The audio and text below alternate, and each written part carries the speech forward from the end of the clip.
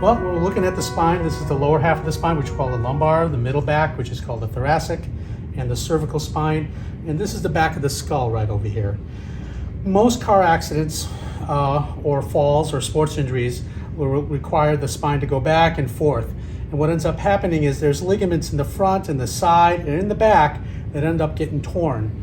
They're not perceived very well on a static x-ray, so that's why we like to do the motion x-rays. If these spinal ligaments are moving around even a little bit, they could start pinching nerves, can't they? Absolutely, yeah. And that would be, anywhere. I mean, listen, I'm correct that we got the brain, and so the nerves start coming down through the spine, and they go out into different parts of your body. Correct. Right. So a different portion of the spine might lead to the nerves of my hand. Yes. So if I'm in an accident, all of a sudden I start feeling tingling or numbness in my hand. Yes. But nothing shows up on an MRI, nothing shows up on an X-ray. But that doesn't mean that I don't have a spinal ligament injury, correct? Correct. Yeah.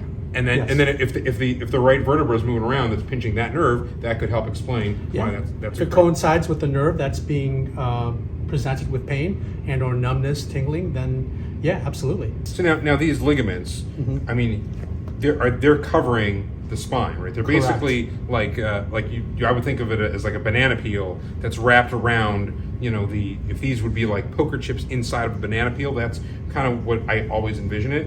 And they essentially go top to bottom? Correct. Yeah. They go all the way up and down your spine from the front and from the back as well and to the sides. And so what does the spinal ligament do?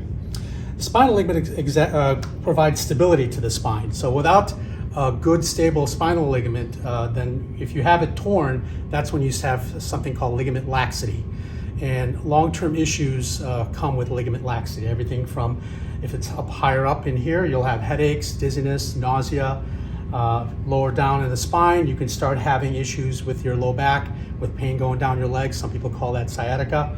So it just depends on where the damage is. So when I hear you say laxity, it sounds like the ligaments are not as tight as they should be. Correct. And that's as a result of an injury. Correct. And so if they're not as tight, they're not doing their job in holding your basically the discs of your spine in place. Correct. So if there's an issue and they're lax and they're not doing their job, then do these guys start moving around?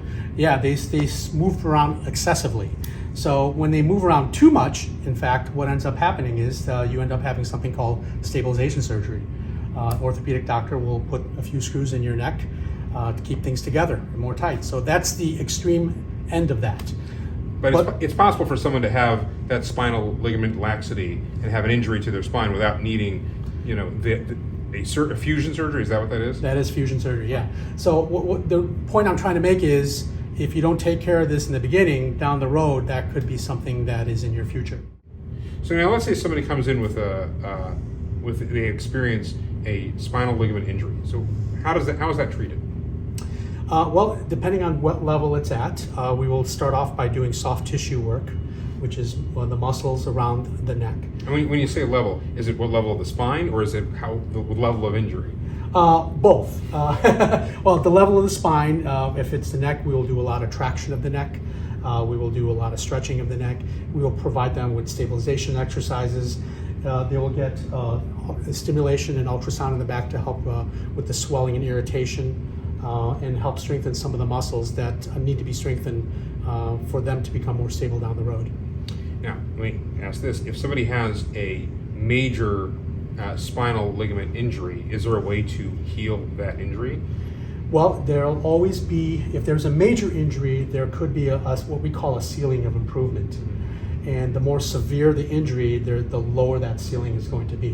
But what's really important is that to establish what that ceiling is from the get-go. So if there's a severe injury from the beginning, you want perspective of how long it's going to take and how well you're going to recover. So that way the patient knows and they realize that this is not something they want to wait on and they want to address it immediately. Right. But now if there's a tear in the ligaments in the spine, is there a way to fix that tear, or is it always going to be that way? It's always going to be that way to a certain degree. It will heal, but it won't heal completely. And that's even for a minor injury versus a major injury? Correct. It's just a matter of how bad the healing will be. So once someone has a major spinal ligament injury, like a tear, really the only possible surgical intervention with them would be the spinal fusion to make sure those vertebrae don't move around. At this point, that's really all that I know about. Yeah, that they would do. Wow. Yeah, which is significant.